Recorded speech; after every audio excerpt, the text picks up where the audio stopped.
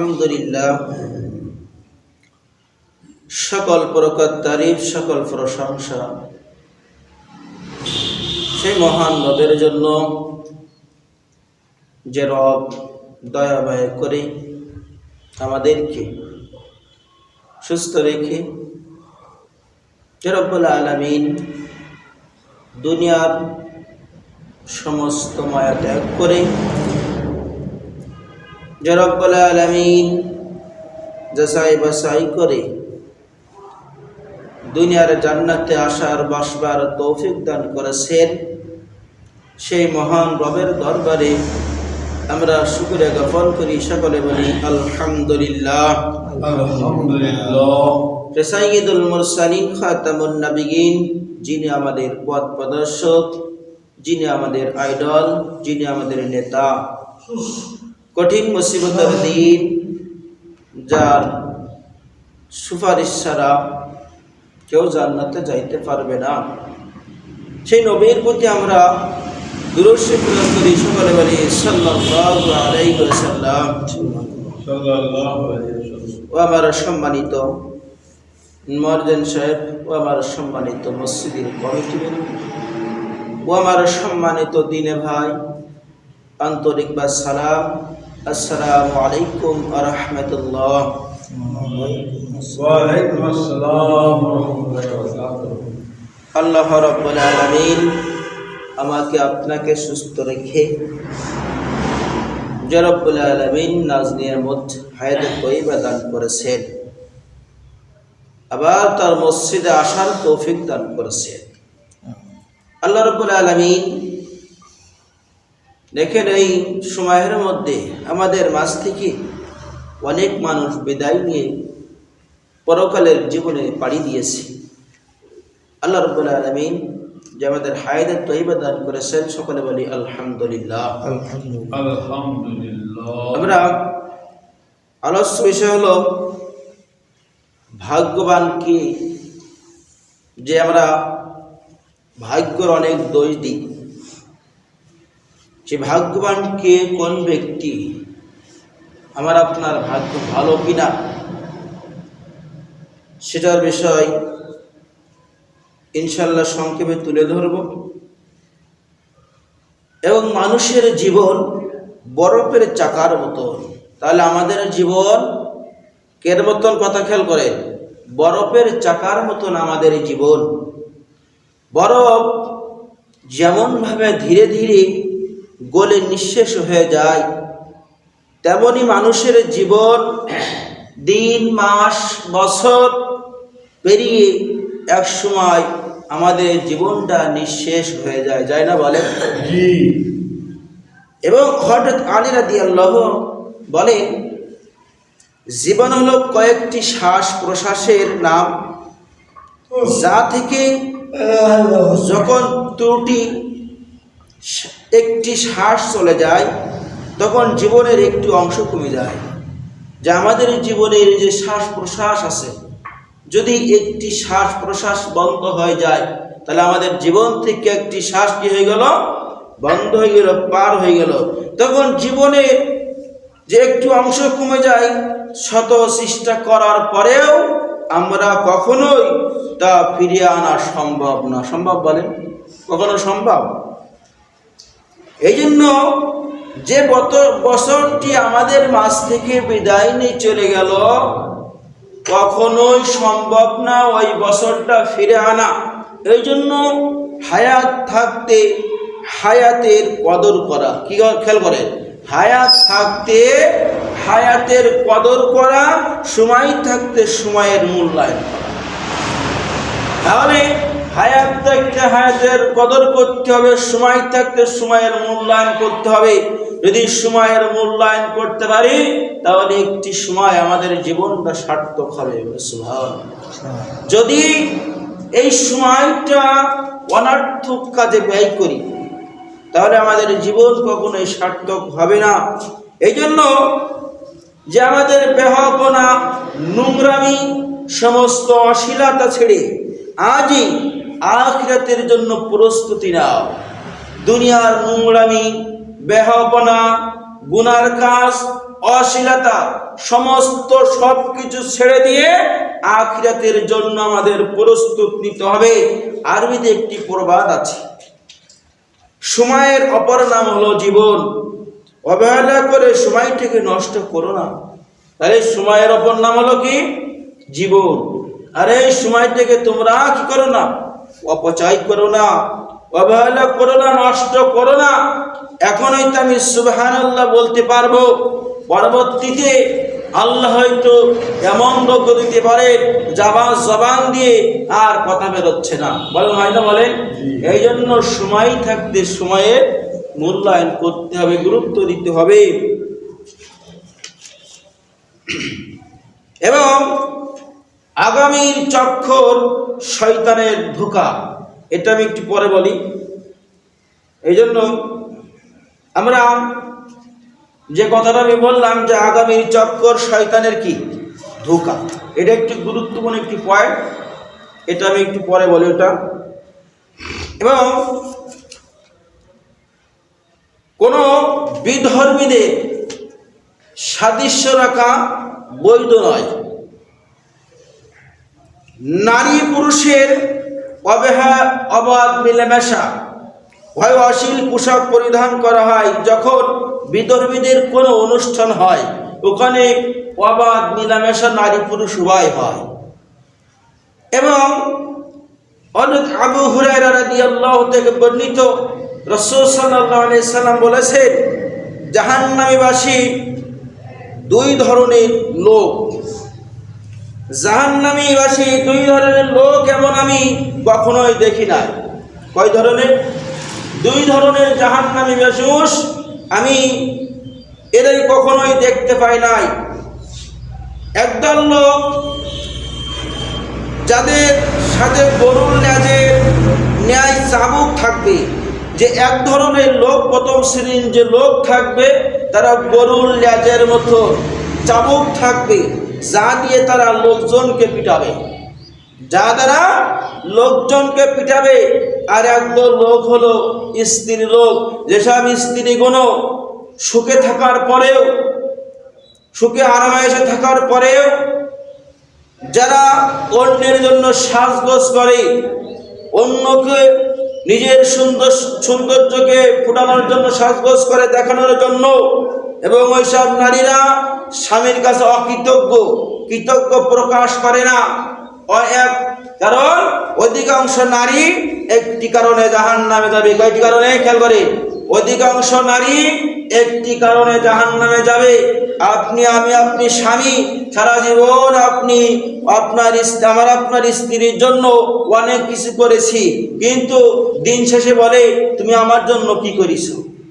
বলে না? বলেন কথা কই? বলে না? আপনি অনেক কিছু দিয়েছে, হয়তো একটা জিনিস দিতে পারলেন না, হয়তো একটা চুরি চেয়েছে দিতে পারলেন না, না দিতে পারলে তুমি আমার জন্য কি করিস? তুমি এই জিনিসটা দিতে পারো না।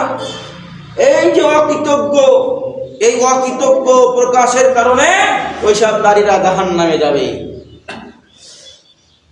এবং তাদের মাথার চুলের অবস্থা উঠের ন্যায় হেলে পড়া কুজের ন্যায়। ওরা জান্নাতে প্রবেশ করবে না এবং ওরা জান্নাতের সুঘ্রাণ পাবে না। যা জান্নাতের সুঘ্রাণ অনেক দূর থেকে সুগন্ধ পাওয়া যায়, তারা জান্নাতের সুঘ্রাণ পাবে না এসব নারীরা। এই জন্য আমাদের স্ত্রীদেরকে তাদেরকে বলতে হবে, স্ত্রীরা সাজগোজ করবে আমাদের জন্য, স্বামীদের জন্য স্ত্রীরা সাজগোজ করবে। কিন্তু আমাদের এখন স্ত্রীরা কি করে? বাইরে যাওয়ার জন্য সাজগোজ করে, অন্য পুরুষকে প্রদর্শন করার জন্য ওরা চুলগুলো খোলা রাখে, পার্লারে যায় অন্যকে প্রদর্শন করার জন্য। এজন্য আপনাদের স্ত্রী তাদেরকে এই মেসেজটা পাঠিয়ে দেবেন যে তারা যেন আপনার সামনে সাজে, অন্যের সামনে যেন না সাজে। গান বাজনা হলো, যে গান বাজনা হয় এর বিষয় হলো সূরা লুকমানের 6 থেকে 7 নম্বর আয়াতে আল্লাহ রাব্বুল আলামিন বলেন, ওয়া মিনান নাসি মাইয়াশতারি লাওয়াল হাদিস লিউদিল্লা আন সাবিলিল্লাহি বিগাইরি ইলমি ওয়া ইয়াত্তাখিযাহা হুজুয়া উলাইকা লাহুম আযাবুম মুহিন। আল্লাহ রাব্বুল আলামিন বলেন, কতই মানুষ এমন আছে যারা অজ্ঞতাবশত আল্লাহর পথ থেকে মানুষকে বিচ্যুত করার জন্য খরিদ করে। এমন মানুষ আছে আল্লাহর পথ থেকে, ও বাচ্চা ফেলে দাও, ফেলে দাও, আলাদা হবে তো আলাদা।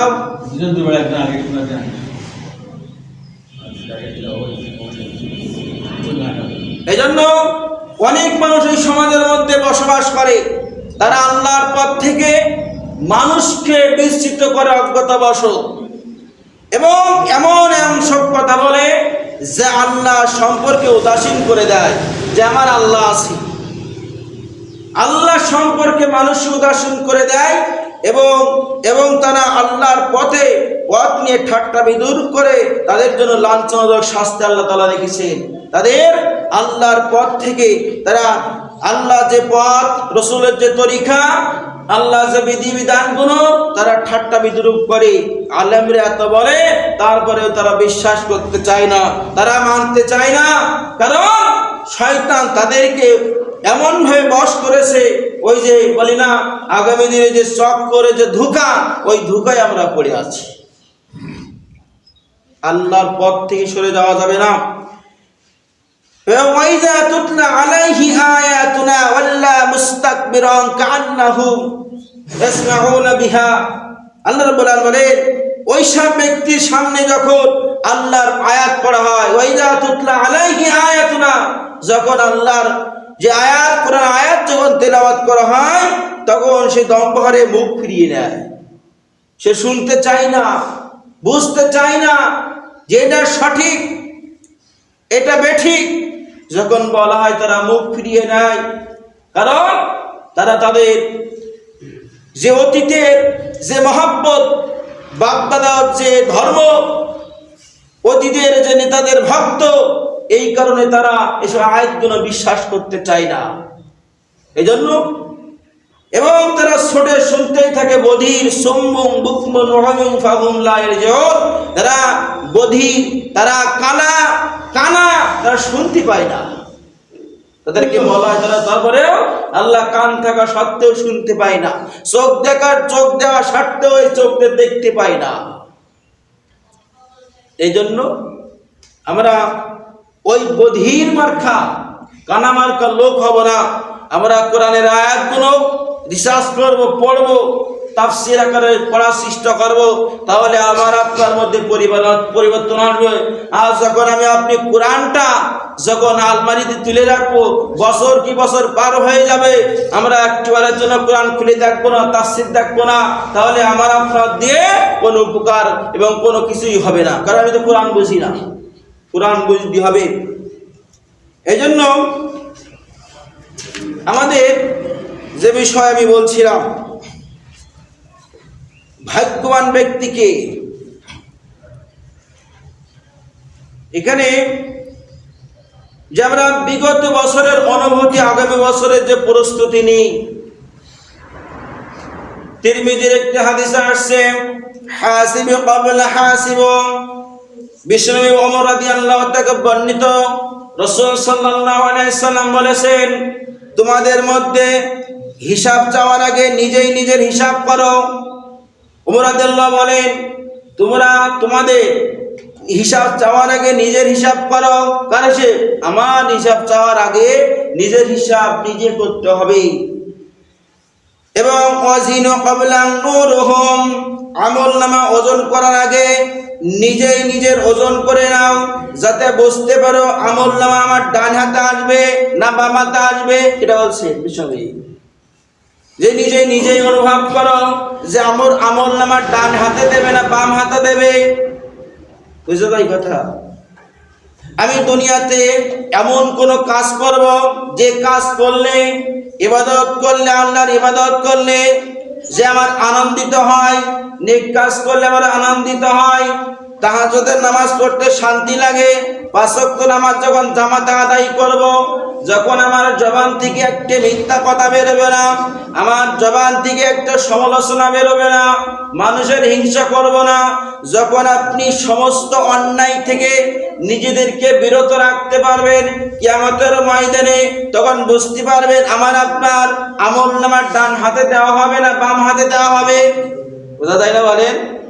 আমি আপনি কি কর্ম করছি, সেই কর্মগুলো আমি কি কাজ করছি আমি বুঝতে পারবো। আর সারাদিনই কি করেছি, কটা ভালো কাজ করেছি, খারাপ কাজ করেছি। ঈশান নামাজ আদায় হওয়ার পরে, খাওয়া দাওয়ার পরে যখন আমরা বিছানায় যাব, বিছানায় যে বালিশে যখন মাথা দেব এবং চিন্তা করব আজ সারাদিনে কটা ভালো কাজ করলাম, কয়টা খারাপ কাজ করলাম। যখন আমি আপনি আমার নিজের হিসাব করব, তখন অন্যের কোনো ভুল ধরার সময় আমার থাকবে বলেন?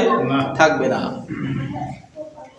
এবং আল্লাহ রাব্বুল আলামিন যখন কাল কিয়ামতের ময়দানে যখন আমার আপনার হিসাব নেওয়া হবে, মিজানের পাল্লায় যখন আমার আপনার হিসাব গুলো, নেকি গুলো, ভালো কাজ গুলো ওজন দেওয়া হবে মিজানের পাল্লায়, কঠিন যে হাসরের ময়দানে, যেদিন আল্লাহর ছায়া ছাড়া কোনো ছায়া থাকবে না। খেয়াল করি যে আল্লাহর ছায়া ছাড়া সেদিন কোনো ছায়া থাকবে না। যখন সূর্যটা আমাদের মাথার উপরে আসবে, ঘন ঘন তকবাক তকবাক করে ফুটতে থাকবে, ওই মুসিবতের দিন আল্লাহর ছায়া ছাড়া কোনো ছায়া থাকবে না। যেদিন দয়াময় আল্লাহ যখন আখিরাতের ময়দানে, হাসরের ময়দানে আমার আপনার যখন আমলনামা ডান হাতে দেবে, খেয়াল করি, যখন আমার আপনার আমলনামা ডান হাতে দেবে, ওই ব্যক্তি হলো ভাগ্যবান। তাহলে বোঝা গেল কি বললাম? ভাগ্যবান কে? খেয়াল করেন, ভাগ্যবান কে? কিয়ামতের ময়দানে যখন আমার আপনার আমলনামা আল্লাহ ডান হাতে দেবে, তাহলে ওই ব্যক্তি হবে কি? ভাগ্যবান। আল্লাহ রাব্বুল আলামিন সূরা আকার 19 থেকে 20 নম্বর আয়াতে আল্লাহ তাআলা বলেন, হাউম করাও কিতাবিয়া ইন্নী যানানতু আন্নী মুলাকিয়া মিন হিসাবিয়া। আল্লাহ রাব্বুল আলামিন বলেন, এসো সবাই আমার আমলনামা দেখো। যেদিন কিয়ামতের ময়দানে আমার আমলনামা ডান হাতে দেবে, ওই ব্যক্তি মানুষকে ডেকে বলবে যে আমার আমলনামা তোমরা পড়ো। সুবহানাল্লাহ। সে আনন্দ আত্মহারায় বলবে আমার আমলনামা তোমরাই পড়ো, আমি ভেবেছিলাম এটি আমার ডান হাত হয়ে যাবে, কারণ আমি দুনিয়াতে ভালো কাজ করে এসেছি। সেদিন সে মানুষকে বলবে তোমরা আমার আমলনামা পড়ো। এবং আল্লাহ রাব্বুল আলামিন বলেন, যাদের আমলনামা বাম হাতে দেওয়া হবে আর তাদের এই বাম হাত পেটের ভেতর দিয়ে ঢুকে সামনে দিয়ে পেছন দিয়ে বের করবে, তারপর তাদের আমলনামা দেওয়া হবে। কতই না তাদের লাঞ্ছনা গঞ্জনা অপমানিত করবে ওই দিন। যেদিন বামপন্থীদেরকে যখন আমলনামা দেওয়া হবে, এই বাম হাত পেটের মধ্যে ঢুকিয়ে দেবে, দিয়ে পেছন দিয়ে বের করে লাঞ্ছিত অবস্থায় তার আমলনামা এই বাম হাতে দেওয়া হবে। সেদিন কতই না অপমানজনক, কত না খারাপ হবে। তাহলে আমরা কোনপন্থী হতে চাই? খেয়াল করেন, কোনপন্থী হবো বলে? ডানপন্থী না বামপন্থী? বলে ডানপন্থী হব। ডানপন্থী হলে কি করতে হবে? অনেক বাধা আসবে, অনেক জুলুমের নির্যাতন স্বীকার করতে হবে। যুগে যুগে নবী রাসূল থেকে যারা ডানপন্থী করেছে, অনেক যুদ্ধ করেছে, মার খেয়েছে, দ্বীনের জন্য জীবন দিয়েছে, ইসলামের জন্য জীবন দিয়েছে, কোরআনের জন্য তারা যুদ্ধ করে গেছে। আর যখন আমরা যখন বামপন্থী হয়ে যাব, কোরআনের কথা ভালো লাগবে না, ইসলামের কথা ভালো লাগবে না, দ্বীন কায়েম হোক এটা আমাদের ভালো লাগবে না। কারণ মা আসহাবুল ইয়ামিন ওয়া আসহাবুল ইয়ামিন, যারা ডানপন্থী তাদেরকে সৌভাগ্যবান, তাদেরকে সুসংবাদ দাও জান্নাতের। সুবহানাল্লাহ। আল্লাহ তাআলা বলেন তাদেরকে সালাম দেবে, ইল্লা কিলান সালামান সালামা, তাদেরকে সালাম এবং শান্তি। সুবহানাল্লাহ। এবং যারা বামপন্থী তাদেরকে তোমরা জাহান্নামের অগ্নিগত দাও, তাদেরকে জাহান্নামে নিক্ষেপ করো। আজ থেকে চিন্তা করবেন যে আমি আপনি ডানি থাকবো না বামে থাকবো। এবং আল্লাহ রাব্বুল আলামিন বলেন, ইয়া লাইতানি লাম উতা কিতাবিয়া ওয়া লাম আদরি মা হিসাবিয়া। আল্লাহ রাব্বুল আলামিন বলেন, সেদিন ওই ব্যক্তিকে যখন ডান হাতে আমলনামা দেওয়া, বাম হাতে দেওয়া হবে, তখন বলবে আফসোস। কি বলবে? লা ইয়া লাইতানি লাম উতা কিতাবিয়া, বলে আফসোস আমার আমলনামা যদি আমাকে না দেওয়া হতো। কি বলছি?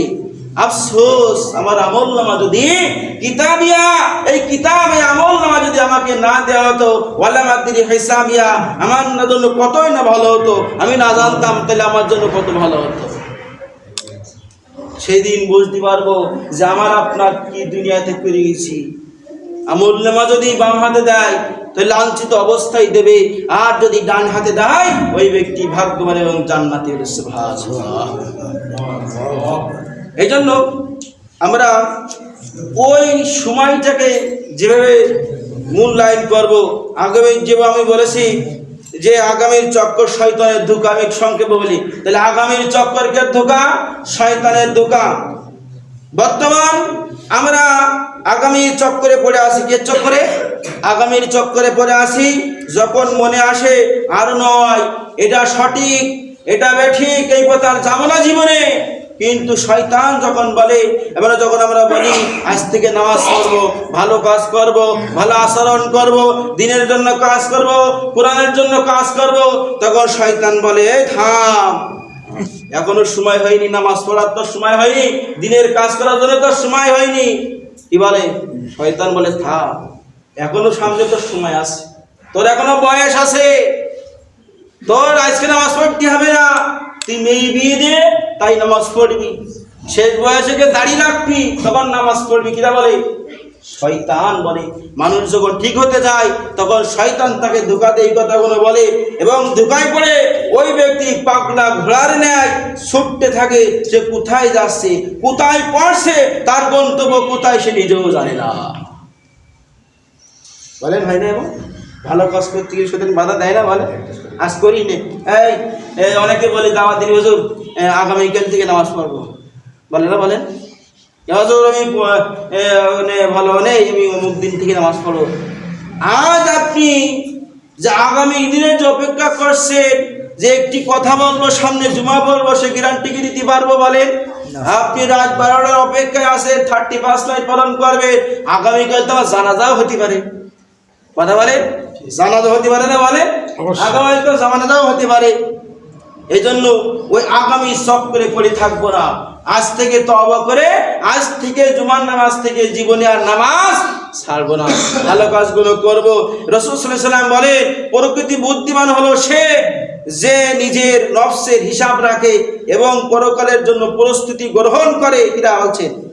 রাসূল সাল্লাল্লাহু আলাইহি ওয়াসাল্লাম বলেন প্রকৃতি বুদ্ধিমান তো সে যে নফসের কি করে, হিসেব রাখে। আমার নফসের হিসেবে আমি কি করলাম, আমার হিসেব রাখলাম, এবং পরকালের জন্য প্রস্তুত হওয়ায়, এটাই হলো মুমিনের লক্ষ্য। ইমাম তাহিমা রাহিমাহুল্লাহর একটি ঘটনা শোনেন। ইমাম তাহিমা রাহিমাহুল্লাহ যুগ শ্রেষ্ঠ মুহাদ্দিস ছিলেন, যুগ শ্রেষ্ঠ ফিকাহবিদ ছিলেন। তো ওই সময়ের বাদশাহ রসুল আলী তাকে জেলখানায় আবদ্ধ করা হয়। কোনে? জেলখানায় আবদ্ধ করা হয়, এবং তাকে এমন একটি জায়গায় রাখা হয়, একটি কূপের মধ্যে রাখা হয়। তখন ইমাম তাহিমা রাহিমাহুল্লাহ বলেন যে আমার এই জীবনটা, আমার এই সময়টা কিভাবে কাটাবো? তখন গভীর চিন্তায় পড়ে গেলেন। তখন ইমাম তাহিমা রাহিমাহুল্লাহ এক পরিহুকে বললেন যে আমাকে একটি খাতা কলম এনে দেন। খেয়াল করেন কথাটা, এখানে অনেক শিক্ষা আছে। আমাকে একটি খাতা কলম এনে দেন। তখন ওই প্রহরী একটি খাতা এবং একটি কলম এনে দিল। তখন ইমাম তাহিমা রাহিমাহুল্লাহ তার জীবনে যে সময়টুকু অবহেলা না করে, বসে না কাটিয়ে, কিতাব লিখতে লিখতে অনেক দিন পার হয়ে যায়। তখন ওই সৈন্যরা সহ্য করতে না পেরে খাতা এবং কলম কেড়ে নেয়। নেওয়ার পরে ইমাম তাহিমা রাহিমাহুল্লাহ আবার পেরেশানিতে পড়ে গেলেন, চিন্তায় পড়ে গেলেন যে আমার এই সময়টা কিভাবে কাটাবো। তখন এক প্রভুকে বললেন জায়গা আমাকে একটি কয়লা এনে দেন। কি এনে দেন? একটি কয়লা এনে দেন। তখন ওই কয়লা এনে দেওয়ার পরে ওই কয়লা দিয়ে ওই সমস্ত কূপের দেয়ালে সমস্ত কিতাব লিখতে শুরু করে। সুবহানাল্লাহ, কিতাব লিখতে শুরু করে। তখন ওই কূপের মধ্যেই তাকে ইন্তেকাল করলেন। তার ওই দেয়ালের যে লিখিত যে হাদিসগুলো, ওই হাদিস দিয়ে একটি কিতাব রচিত হয়, জীবনের শেষ কিতাব। এবং তাদের জীবনটা দুনিয়াতে এবং পরকালের সম্মান এবং আল্লাহর মেহমানে তারা দুনিয়া থেকে বিদায় নিয়ে যাবে। সুবহানাল্লাহ, তারা সময়টাকে অবহেলা করেনি, সময়টাকে গুরুত্ব দিয়েছে। এই জন্য সময়টাকে গুরুত্ব দিতে হবে, সময়ের মূল্যায়ন করতে হবে। হায়াত থাকতে হায়াতের কি করতে হবে? কদর করতে হবে। সময় থাকতে সময়ের মূল্যায়ন করতে হবে, করে দুনিয়াতে বিদায় নিয়ে চলে যেতে হবে। আমরা সকলে একদিন দুনিয়া থেকে বিদায় নিয়ে চলে যাবো, আমরা বলেন। এই জন্য আল্লাহ তাআলা যেন আমাদের জীবনটা আমরা যেন ঈমান নিয়ে, আমাদের যে ঈমান, এই ঈমান নিয়ে যেন আমরা কবরে যেতে পারি। কবরে যেতে পারি যেন ঈমান নিয়ে যেন আমাদের মৃত্যু হয়। আল্লাহ যেন সেই তৌফিক দেয় সকলে বেলা। আমি